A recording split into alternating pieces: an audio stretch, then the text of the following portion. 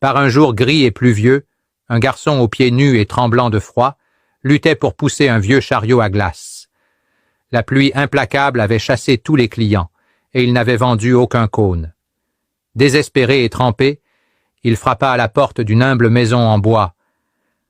Une jeune fille, âgée de 16 ans, avec une expression aimable, répondit. La voix entrecoupée, l'enfant supplia.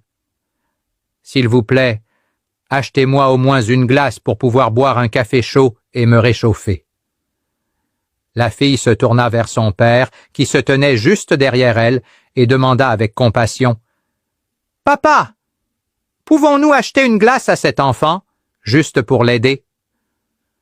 Le père, avec une expression sérieuse, répondit sèchement. « Non, nous n'allons rien acheter. » En voyant la déception sur le visage de la fille et du garçon, il ajouta. « Nous ferons mieux. » Il a appelé l'enfant pour qu'il entre.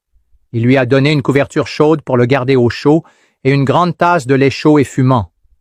L'enfant, les yeux embués de larmes, a bu avec avidité le lait, ressentant la chaleur se répandre dans son corps.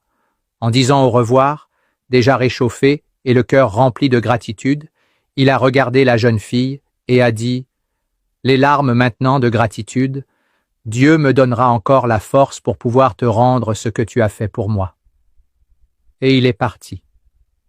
15 ans ont passé. La famille n'a jamais revu cet enfant.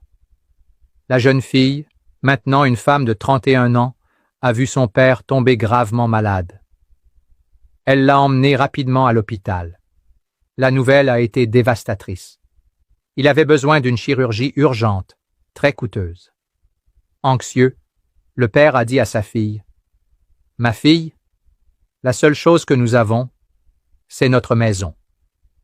Si je dois vendre la maison pour payer l'opération, je préfère mourir. Cette maison est tout ce que je peux te laisser. » Ali, lui-même, face au médecin qui les soignait, dit ces mots. Le médecin, un jeune homme noir et calme, regarda les deux et parla sereinement. « Faisons ce qui est juste. Nous opérons votre père et sauvons sa vie. Ensuite, nous verrons comment le paiement sera effectué. » L'intervention chirurgicale fut réalisée avec soin et fut un succès. Le père fut sauvé. Quelques jours plus tard, de retour à la maison, la fille, encore inquiète, demanda au médecin lors d'une visite de suivi « Docteur, et maintenant, comment allons-nous payer ?» Il répondit avec un sourire doux « Ne vous inquiétez